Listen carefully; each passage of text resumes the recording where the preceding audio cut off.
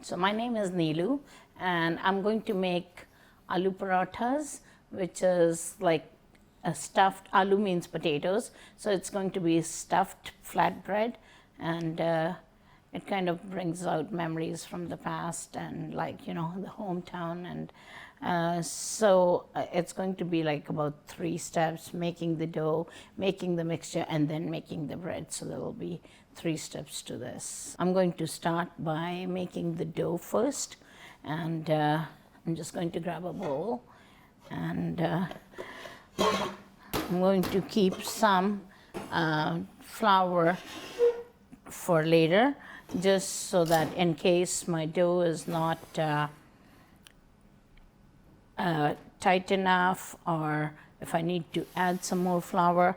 Also, when we do roll the dough, we need some dry flour so it doesn't stick to the counter.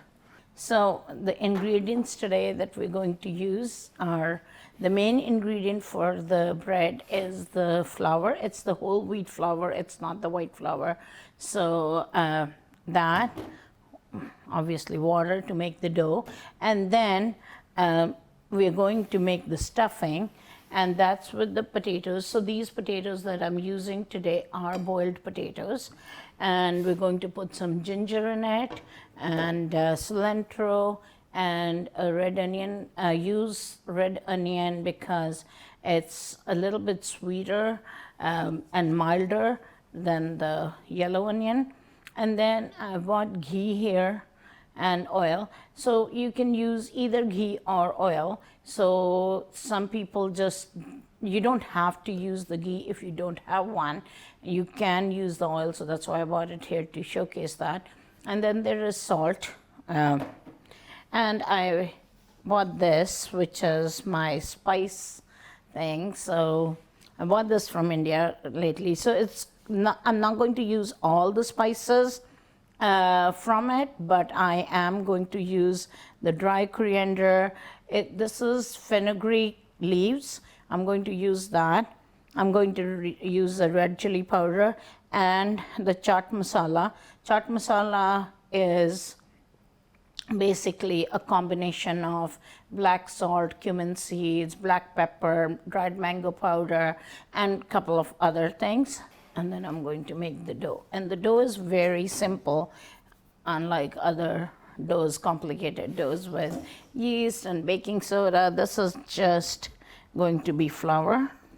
And usually I don't measure it, and because I'm very used to not measuring stuff and going by how it feels. So I love what you said about not measuring. yes, I seldom measure anything. I do cooking classes, and I always ask, do you guys want me to measure? And I also always think about cooking as an art. You can play around with it. So it's not like something that, have to just create your own, make your own art.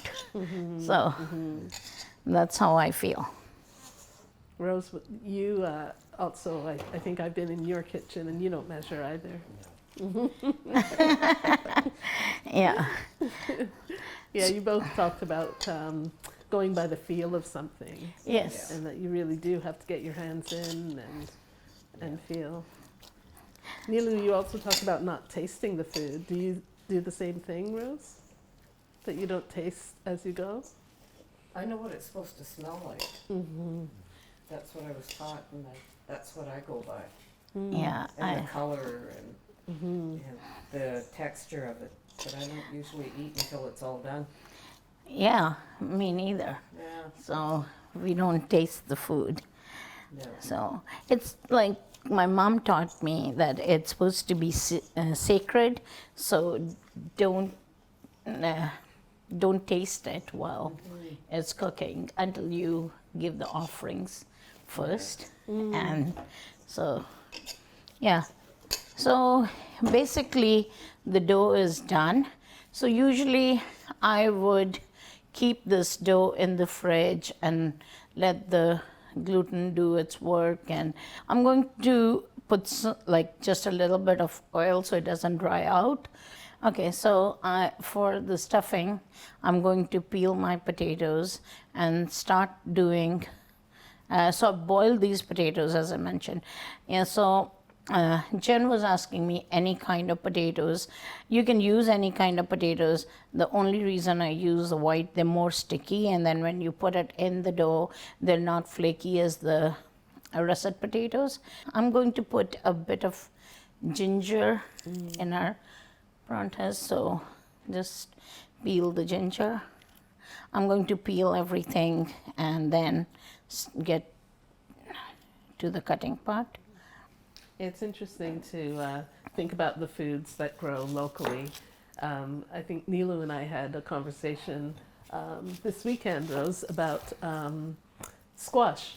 But Neelu said that she she didn't cook a lot with squash, and I was thinking about squash as being, you know, quite a staple here, Yeah. like one of the three sisters, I think, in It is. Anishinaabe culture. Squash, corn, and beans. Yeah. Yeah. Hmm. So the thing with, like, if your potatoes are hot, you can just mash them. So the onions have to be chopped really fine. But what I don't want to do is put these onions in a food processor. But like we were talking about science, and like, so I feel that they do release a lot of moisture. And so then it's hard to make the roti if you food process the onions. So if you cut them, they don't release as much. Yeah, there's a restaurant in Bombay that I went to many years back. They have 150 kind of parathas and all vegetarian. Cheese and garlic and just paneer and spinach, and then you can put lentil, dry lentil. You can put whatever you want to. It's like a blank canvas, and you can play around with it.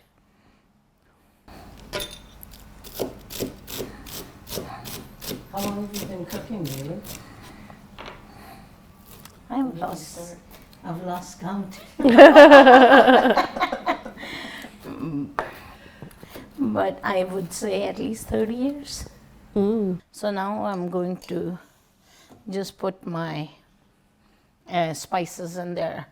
So there's the red chili powder. I hope everybody likes a little bit of spice. And coriander seeds.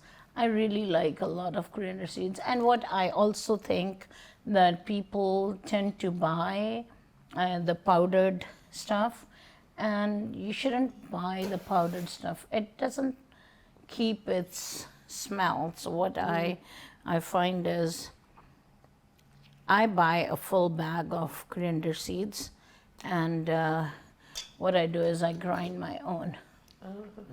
So, and few at a time. So, and these are fenugreek leaves. It's just, you have to put it on your hand and quickly give it a rub, and it releases the aroma. And just mix it all. Oh, beautiful. Wow. That makes potatoes so interesting. It's just very foreign to me to mix things with spoons and spatulas, and I don't know, I can't do it. So this is an easy one. Right in the beginning when I said, take the potatoes, which can kind of have more stickiness to it, so the white potatoes, so like, see, it can form into a ball. And when it's not wet, it's quite dry. So I'm going to now make the bread, and so I've turned on my stove to the medium heat, a little bit higher than the medium. Have your frying pan on a medium heat to begin with. Then you oil your hand. So I'm going to take a bit of dough, and I kind of feel if it's big, it's small, kind of, and then knead it, and then all the creases go in the back, and then I roll it, flatten it, and this is the reason I took out the flour. And so now I'm going to flour it so it doesn't stick to my hands. So I pinch the corners first, like 10. Then I put it on my palm. Then I pinch the middle, and once it's like this, I take this.